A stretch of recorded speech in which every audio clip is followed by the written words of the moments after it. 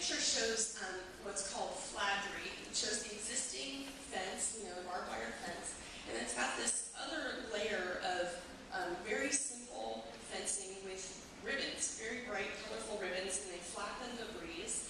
And it's been found to be extremely effective for deterring predators. We actually, on one of our coexistence projects, we actually had watched a wolf chasing sheep, and sheep don't care about the flaggery. And they went right into the pen under the flaggery, and the wolf that was pursuing it just stopped dead in its tracks and did a 90-degree turn and wouldn't pursue the sheep under the flaggery. So it works. Even better is turbo flaggery, which is just the flagging that's connected to an electric fence, so that if a predator does happen to come up and touch its wet nose to the electric fence, it gets a shock and it won't go back.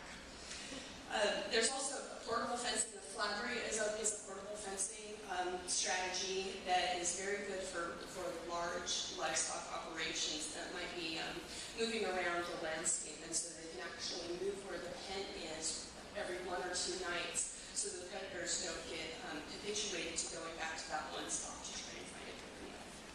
Next, please. Increased human presence is also a great strategy. Just increasing the presence of humans with range riders, which are what you think of as just a cowboy on his horse, riding around, following the livestock.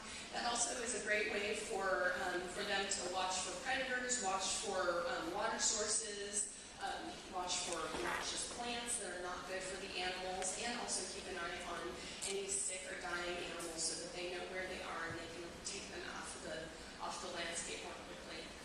The use of livestock dogs is really important. There's a number of really large breeds, like the ones that are shown on the right photograph, Great Pyrenees, among others. And having multiple guard dogs is particularly helpful. Although, wolves are dogs, right? They're the largest dogs, they're wild dogs. And sometimes there are actually conflicts between the livestock dogs and the wolves. So they have to be employed very carefully, and it's very critical that you always have a range rider as well as that. So it's good to bundle these kind of techniques. Other scare tactics include alarms, shock collars, non-lethal ammo where they fire a rubber bullet or a beanbag at a wolf as it's trying to catch livestock. And that's been found to be very, very effective as well. But like I said, combining these multiple strategies is the best. Next, please. So the importance of coexistence. If wolves are delisted nationally by the U.S. Fish and Wildlife Service, the non-lethal coexistence measures will be more important than ever.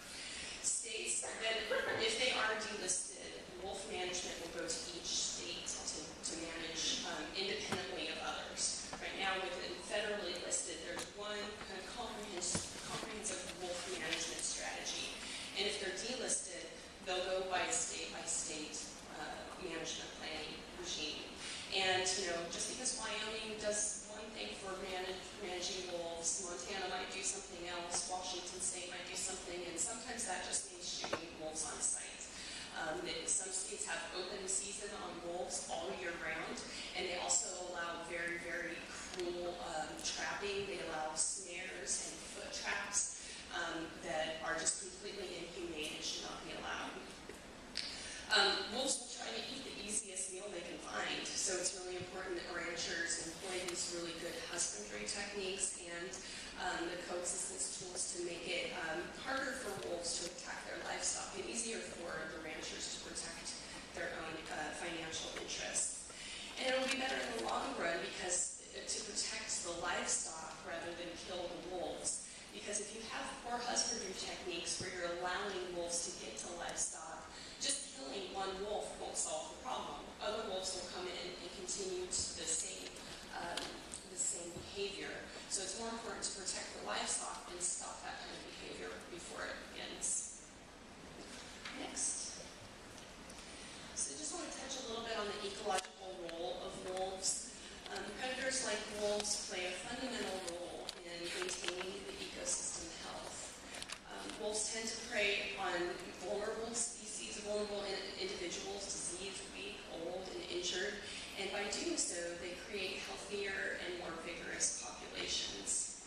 And wolves regulate prey distribution on the landscape, which positively impacts overall native biodiversity. There's been a number of studies that have documented the benefits of ecosystems when wolves returned, especially in Yellowstone National Park. Riparian vegetation, all of the plants that grow along stream sides and river corridors, they've begun to grow and resprout once wolves came on back to the landscape. You go, well, that doesn't make any sense. Wolves, they just eat meat, so how's that work? Well, when the wolves were absent, the elk and other large ungulates would congregate along the river corridors and eat all of the succulent vegetation. And in doing so, they would eat the young aspens and the young willows, and they never got a chance to mature into large trees or shrubs. And so it decimated that understory vegetation and made it hard for all types of vegetation to survive. But once the wolves were restored to the landscape, elk were less likely to congregate and stay for long periods of time along those river corridors. They become more skittish because there's a natural predator out there, so they keep their eye out and they move around the landscape more with wolves there. And that allowed the vegetation an opportunity to grow and thrive, which in turn improved water quality because it reduced the erosion that was seen from lack of streamside vegetation and trampling of the banks by the ungulates.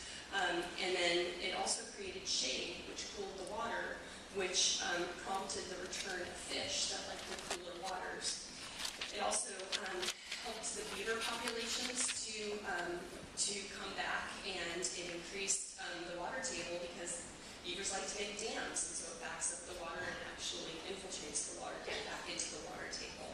All of these aspects, called trophic cascades, increase biodiversity and species abundance, and they're all key indicators to ecosystem health. Next.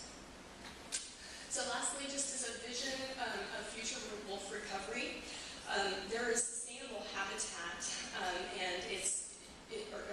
suitable habitat that is often found on public lands that are owned by all of us. You guys may not realize it, but you own land. It's part of our public lands that the nation holds for us in trust. And they typically are far from major urban areas. And there's lots of unoccupied suitable habitat, as shown by the red crosshatch on this map, mostly in the western United States, in the Pacific West, and the southern Rocky Mountains. And Defenders of Wildlife would like to see wolves in more places than they currently are in the lower 48. And so we feel strongly that delisting the wolf is premature at this